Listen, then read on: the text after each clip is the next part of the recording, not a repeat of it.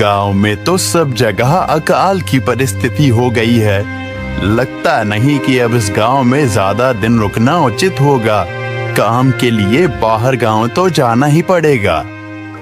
भूषण काम की तलाश में दूसरे गांव की ओर निकल पड़ता है। चलते चलते वह विजयपुर गांव में आ जाता है।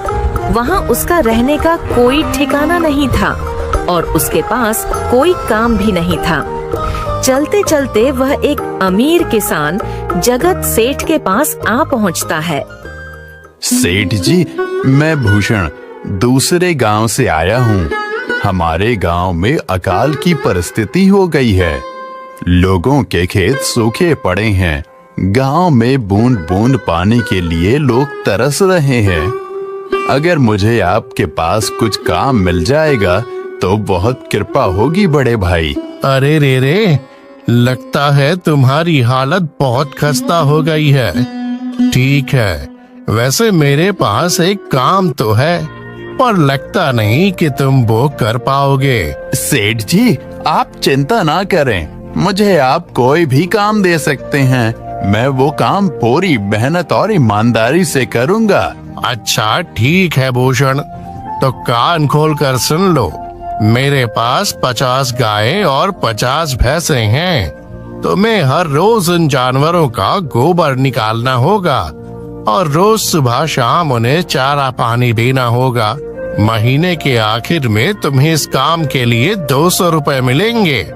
और हाँ, 2 वक्त का खाना भी हमारी तरफ से मुफ्त दिया जाएगा। बोलो, क्या तुम ये काम कर पाओगे? अरे बाप रे, 50 गाय और भैंसों को संभालना आसान काम नहीं है। पर अब मैं कुछ कर भी तो नहीं सकता और ऊपर से सेठ जी 2 वक्त का खाना भी दे रहे हैं। ठीक है सेठ जी, मैं ये काम कर लूंगा, पर एक विनती है। हाँ बोलो भूषण, क्या बात है? सेठ जी, अगर आपको समस्या ना हो तो क्या मैं आपके गायों के साथ गौशाला में रह सकता हूँ? सेठ जी, मैं इस गांव में नया हूँ। मेरा रहने का कोई ठिकाना नहीं है। जग्गा सेठ थोड़ी देर तक सोचता है और भूषण को ऊपर से नीचे तक देखने के बाद उससे कहता है, ठीक है भूषण, तुम गौशाला में रह सकते हो। जी धन्यवाद सेठ जी। तब से भूषण गौशाला में रहकर अपना काम करने लगता है। वह रोज जल्दी उठकर गाय और भैंसों का गोबर निकालता, उन्हें चारा डालता और समय पर पानी भी पिलाता था। हर रोज भूषण अपना काम ईमानदारी और पूरी मेहनत से करता था। जगत सेठ को भी भूषण का काम बहुत पसंद आने लगा, क्योंकि वह अपना काम सफाई से करता था। एक दिन जगत सेठ भूषण को बुलाकर उससे बोलता है, भूषण, मुझे तुम्हारा काम बहुत पसंद आया है। तुम गाय और भैंसों का अच्छा ख्याल रख रहे हो, इसलिए दूध की गुणवत्ता भी बढ़ गई है और गायें पहले से ज्यादा दूध भी दे रही हैं। इसलिए मैं आज से तुम्हारी तनख्वाह बढ़ाकर पूरे 400 रुपए कर रहा हूँ। आपका बहुत बहुत धन्यवाद सेठ जी। कुछ दिन ऐसे ही बीतने लगते हैं। भूषण जगत सेठ के पास बहुत मेहनत और ईमानदारी से काम करता है। धीरे धीरे भूषण के पास अच्छा खासा रुपया जमा हो जाता है, जिससे वह अपने लिए छोटा सा रहने लायक एक कुटिया बनवा लेता है। उस गौशाला में सोकर तो नाक से गोबर की गंध अभी भी नहीं जा रही।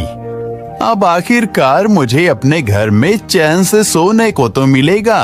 तब से भूषण जगत सेठ के पास गौशाला में काम करने आता और 2 वक्त का खाना खाकर अपने घर सोने के लिए चला जाता था। कई साल ऐसे ही बीत जाते हैं। भूषण की मेहनत के कारण उसके पास अच्छा खासा रुपया जमा हो जाता है। एक दिन भूषण जगत सेठ से बोलता है, सेठ जी, आजकल गांव में चोरी की समस्या बहुत बढ़ गई है और मेरे पास कुछ रुपए भी जमा हैं जो मैंने अपने घर में रखे हुए हैं, पर मुझे उन पैसों की चोरी की चिंता हो रही है। आपको तो पता है कि मैं दिन भर आपके पास ही काम करता हूँ और सिर्फ रात में ही घर सोने जाता हूँ, इसलिए मुझे रोज उन पैसों की चोरी की चिंता सताती है। हाँ भूषण, तुम बात तो बिल्कुल सही कह रहे हो।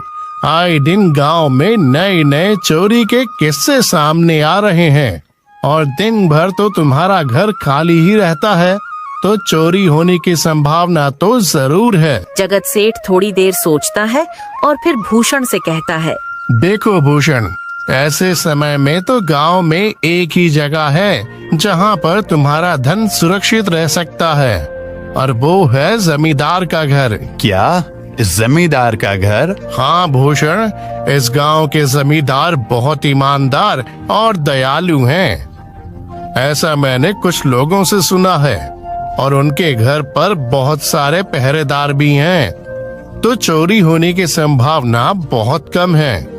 तुम अपने पैसे उनके पास रख सकते हो। अच्छा, ऐसा है क्या सेठ जी? ठीक है, फिर आज ही मैं जमींदार जी से मिलकर बात करता हूँ और उन्हें अपनी समस्या बताता हूँ।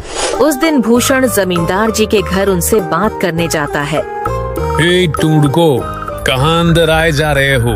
वहीं रुक जाओ। जी, मुझे जमींदार जी से मिलना है। मुझे उनसे कुछ काम है। क्या काम है तुमको उनसे? मुझे जरा बताओ। जी, मुझे कुछ पैसे रखवाने थे उनके पास, यही काम के लिए आया था मैं। अच्छा ठीक है, तुम अंदर जा सकते हो।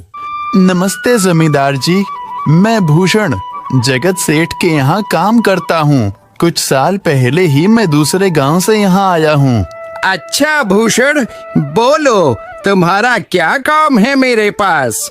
जमींदार जी, मैं सालों से जगत सेठ के पास काम कर रहा हूँ और मैंने कुछ रुपए भी जमा कर लिए हैं, पर बात यह है कि गांव में चोरी की समस्या बहुत बढ़ गई है, तो मुझे अपने रुपए घर में रखने से डर लग रहा है। अच्छा, कितने रुपए जमा किए हैं तुमने? जमींदार जी, यही कोई 5 से 6 हजार रुपए होंगे मेरे पास। वाह, ये तो बड़ी रकम है। मैंने आपकी ईमानदारी के बारे में लोगों से बहुत सुना है, इसलिए मैं अपनी रकम आपके पास कुछ वक्त के लिए रखने आया हूँ। हाँ भूषण, तुमने बिल्कुल सही सुना है। तुम्हारी रकम मेरे पास पूरी तरह से सुरक्षित रहेगी। तुम अब चिंता ही छोड़ दो, मैं सब देख लूंगा। भूषण अपने पैसों की थैली जमींदार को दे देता है। ये पूरे 5,800 रुपए हैं, आप गिनकर देख लीजिए। गिनने की क्या जरूरत है? तुम तो जगत सेठ के आदमी हो, मुझे तुम पर पूरा विश्वास है। जमींदार जी, आपका बहुत बहुत धन्यवाद। अब मुझे चोरों का कोई डर नहीं है, क्योंकि मेरे पैसे सुरक्षित हाथों में हैं। अरे भूषण, कोई बात नहीं, धन्यवाद तो मुझे बोलना चाहिए, जो तुम मेरे पास आए अपने रुपए रखने के लिए। भूषण अपने पैसे जमींदार को देकर अपने घर चला जाता है। हाँ भूषण, तुम्हारे पैसे मेरे हाथों में ही अच्छे लगते हैं। ऐसे ही भूषण ईमानदारी और मेहनत से जगत सेठ के यहाँ काम कर रहा था। देखते ही देखते 2 साल ऐसे ही बीत जाते हैं।